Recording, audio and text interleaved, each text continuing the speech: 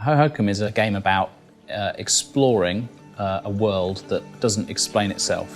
All of the strange things that happen are kind of the game slowly revealing itself to the player. You can say that it's colourful, you can say that it's exploratory, you can say that it has a creative, performative element to it. I think you need to see it though.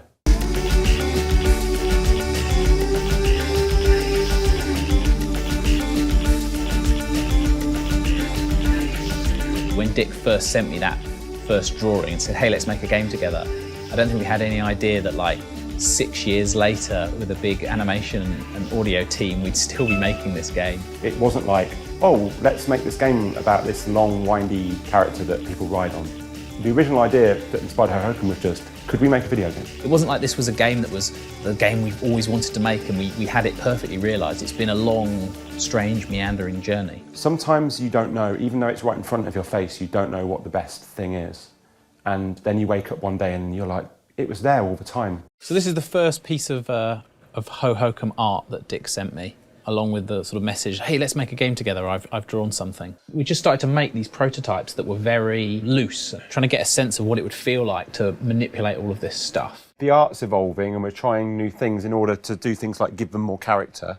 And then we introduced a character that's you. For me, this is the start of what Hohokum is today. That was actually quite a hard leap to make, to get rid of him and the player be the line. I remember you saying to me, this is really interesting, why do we need this guy? It's weird, isn't it? Because that is at the core of our idea, but actually it felt like quite a brave or difficult thing to do, didn't it?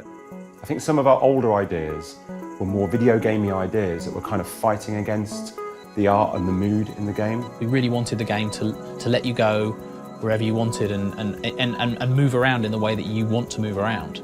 And that got us along the path of thinking about these things as real places. We want it to feel more like a real place than how some video games are, in the sense that you have the freedom to go wherever you want there. It helps you to tune into the fiction of like you're in these places. You know, it reinforces the idea that you're not playing a video game to solve all these tasks. You're just in this place exploring and chilling out. I don't want to suddenly have bits of the game full of things that only make sense in that way that things in a video game make sense because it's a video game. Who cares why these barrels are rolling towards me on fire?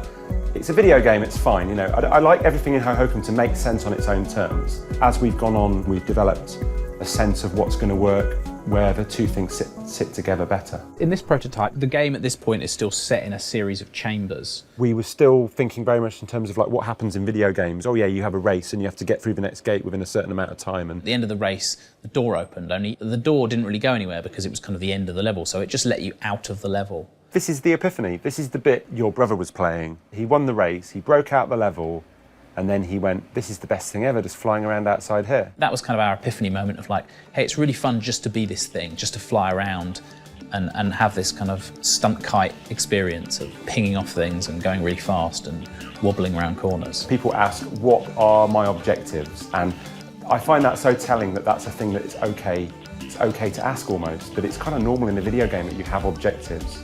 Like when I pick up a book to read a book, I don't think, what are my objectives? I think I'm going to go wherever this writer's taking me. If I don't like it, I'll stop reading it. Rather than, oh, now I have to absorb all of this like information about what I'm supposed to be doing and figure out how to do it well, it's just like, yeah, just don't worry about it, chill out. A lot of people are like, oh, great, fantastic. That's something that in playtest, that's something that I'm always looking out for, is people doing that. It's something that I do a lot in lots of other video games. You know, I find myself just wanting to wander around looking at all the cool stuff in a bit of a game, rather than do all the objectives I'm supposed to do. And I like the idea of of having something for people to get their teeth into that they feel like they're supposed to be doing, but actually you keep wanting to just go off and muck around. Makes the goofing off feel like more valuable in a weird way. I don't think that when you're working on this stuff, you have some kind of grand vision like that to like, oh, we're going to completely reinvent what a video game can be. I think you're just trying to make something that's cool and seeing where they go. Would you agree with that? Yeah, it's going to blow people's minds.